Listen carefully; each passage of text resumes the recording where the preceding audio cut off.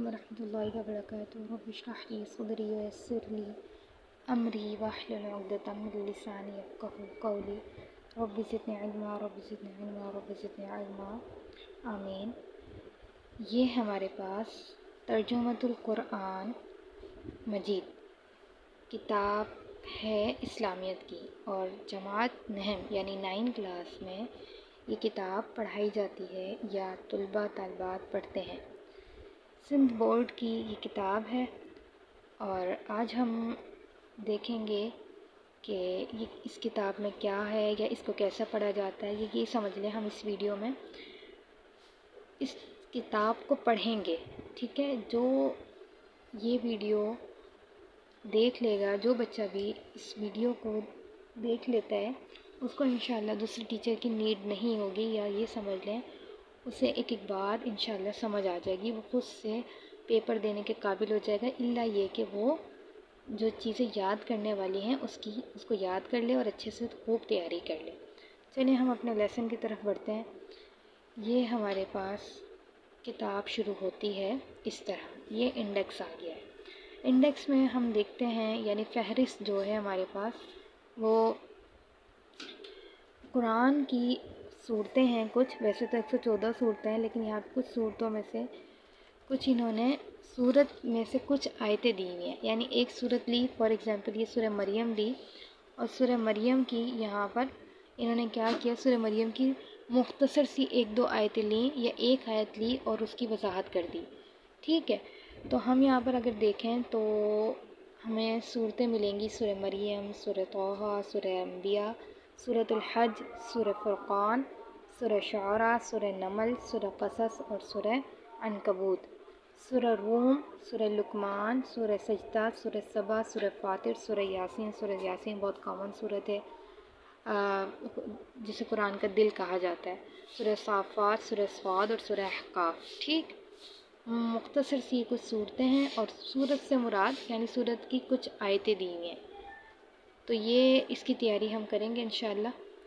آگے دیکھتے ہیں۔ ہاں، آج کی ویڈیو میں ہم کور کرنے جا رہے ہیں کہ ظاہر ہے یہ دیکھیں جو یہ صورتیں تھیں کس کتاب میں موجود ہیں، قرآن پاک میں موجود ہیں، تو اس قرآن کو پڑھنے کے، چھونے کے کچھ آداب ہوتے ہیں، تو اس آداب کو مد نظر رکھتے ہوئے انہوں نے کتاب میں سب سے پہلا ٹاپک دیا ہوا ہے کہ تلاوت قرآن مجید کے جو آداب ہیں وہ کیا ہیں، صحیح۔ مختصر سے ہمیں یہاں پر کچھ آداب ملتے ہیں۔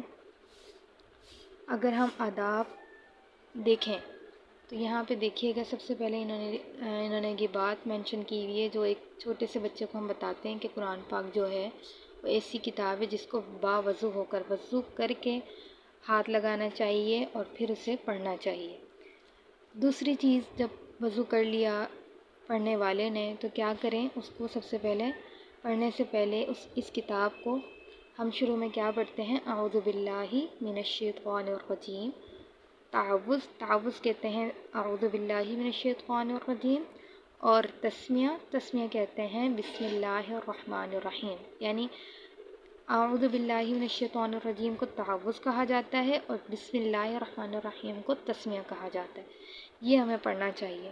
اچھا، یہ ایک اور ادب ہوتا ہے قرآن کا تعوذ اور تسمیہ کے حوالے سے، جو اس کتاب میں نہیں لکھا ہوا، لیکن میں آپ کو بتاتی چلوں کہ وہ یہ ہے کہ جب قرآن پاک پڑھنا شروع کریں تو سب سے پہلے تعوذ پڑھا جائے گا، پھر تسمیہ پڑھا جائے گا، لیکن اگر ہم کسی کام کی وجہ سے قرآن پاک کو بند کر دیتے ہیں، بیچ میں پڑھتے پڑھتے رک جاتے ہیں، کوئی بات کرنی پڑ جاتی ہے، XYZ کوئی بھی کام ہمیں کرنا پڑ جاتا ہے، تو ہمیں یہ کرنا ہوتا ہے۔ ادب یہ ہے کہ قرآن پاک بند کیا، کسی سے بات کی، پھر ہم دوبارہ قرآن پاک جب پڑھنے لگیں گے، جس لائن سے یا جس آیت سے یا جہاں سے ہم نے چھوڑا ہے، جہاں پہ نشانی لگائی ہے، تو ہم کیا کریں گے، ایک سیکنڈ میرا کیمرہ ہل رہا ہے، ہاں اب دیکھ لیں، ہم کیا کریں گے، صرف تعوذ پڑھیں گے، تسمیہ نہیں پڑھیں گے۔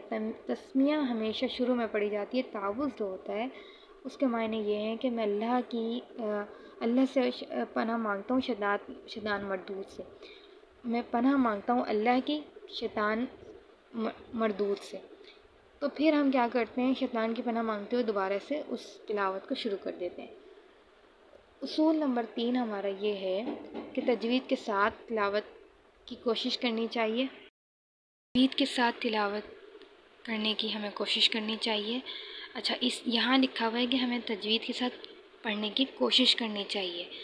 در حقیقت بات یہ ہے کہ تجوید کے خلاف اگر قرآن کو پڑھا جائے تو انسان گناہ گار ہوتا ہے. تجوید کے ساتھ قرآن کی تلاوت کرنا ہم پر فرض ہے.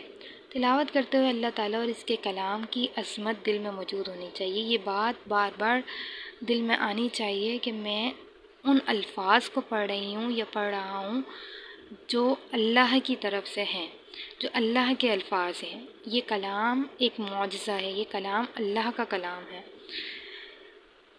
تلاوت آہستہ اور بلند آواز دونوں طرح سے کی جا سکتی ہے. البتہ یہ خیال رکھنا چاہیے کہ بلند آواز کسی کے آرام یا کام میں خلل نہ ڈالے. دیکھیں، بلند آواز بعض جگہوں پر بلند آواز سے ہی تلاوت کی جاتی ہے، جیسے کسی محفل وغیرہ میں ہوتا ہے.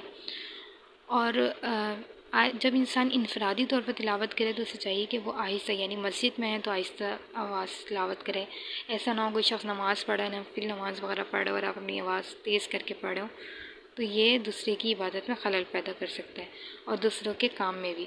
سجدہ تلاوت والی آیات پر سجدہ کرنا چاہیے. ہمیں سجدہ تلاوت کا طریقہ اور آداب سیکھنے چاہیے. قرآن میں کچھ 14 سجدے ہیں جنہیں تلاوت کے ساتھ، جیسی وہ تلاوت ہم پڑھتے ہیں سجدے والی تو ہم پر سجدہ فرض ہو جاتا ہے اور واجب ہو جاتا ہے. ٹھیک ہے، سجدہ کرنا واجب ہے اور وہ ہم نے تلاوت جو ادا کی ہوتی ہے سجدے والی، پھر ہمیں کیا کرنا ہوتا ہے؟ سجدہ کرنا ہوتا ہے. سجدہ تلاوت اس طرح کیا جاتا ہے کہ وہ بغیر نیت کیے، کچھ بس دل میں ارادہ ہوتا ہے اور ڈائریکٹ اللہ اکبر کہہ کر ہم سجدہ کرتے ہیں اور سجدے سے جب اٹھتے ہیں تو سلام پھیرنے کی بھی ضرورت نہیں ہوتی، بس سجدہ ہو جاتا ہے. جب قرآن مجید کی تلاوت کی جا رہی ہو تو اسے خاموشی اور توجہ سے سننا چاہیے. قرآن مجید کے ترجمے کے مطالعے کے وقت خوب غور و فکر کرنا چاہیے تاکہ آیات کا مفہوم اچھی طرح ذہن نشین ہو جائے. یہ والا جو مفہوم ہے نا، آیت نمبر جو 8 پوائنٹ، یہ سمجھ لیں اس کتاب میں جو آیتیں دی ہوئی ہیں اس حوالے سے انہوں نے یہاں پہ لکھا ہے کہ دیکھیں ابھی جو ہم یہاں پر آیتیں پڑھیں گے اس میں ہمیں خوب غور و فکر کرنا چاہیے. ہم کریں گے انشاءاللہ، اور تھوڑی بہت انہوں نے تفصیل بھی دی ہوئی ہے. اللہ تعالیٰ اور اس کے رسول حضرت محمد صلی اللہ علیہ وسلم کی محبت اور اطاعت کے جذبے سے سرشار ہو کر احکام دین اور ان پر سیکھنے اور ان پر عمل کرنے کی نیت سے قرآن مجید کا مطالعہ کرنا چاہیے. ٹھیک، اللہ تعالیٰ اور حضرت محمد صلی اللہ علیہ وسلم کی عظمت اور جنت خوشخبری والی آیات اور ترجمہ پڑھتے وقت خوشی کے اظہار اور شکر کے ساتھ اللہ تعالیٰ اور اس کی رضا اور جنت کی دعا مانگنی چاہیے. اس بات کا بار بار شکر ادا کرنا چاہیے کہ اللہ نے ہمیں مسلمان بنایا اور اس کتاب کو پڑھنے کی توفیق دی. اللہ تعالیٰ کے غضب، جہنم اور اس کے عذاب والی آیات اور ترجمہ پڑھتے وقت اللہ تعالیٰ کا خوف رکھتے ہوئے جہنم کے عذاب اور اللہ تعالیٰ کے غضب سے بچنے کی دعا مانگنی چاہیے. بار بار یہ سوچنا چاہیے کہ اللہ تعالیٰ ہمیں ان لوگوں میں نہ شامل فرمائے جن پر اللہ کا غضب ہوا ہے یا غضب ہوگا. تلاوت کے آخر میں اپنی والدین، استاد کرام اور مرحومین اور پوری امت مسلمہ کے لیے سلامتی اور بھلائی مغفرت کی دعا مانگنی چاہیے. یہ بات ذہن میں رکھنی چاہیے کہ وہ کتاب ہے جو یہاں سے دنیا سے جانے والوں کے لیے ایک تحفہ ہے، یعنی اگر ہم انہیں پڑھ کر بخشتے ہیں تو انہیں ثواب ملتا ہے.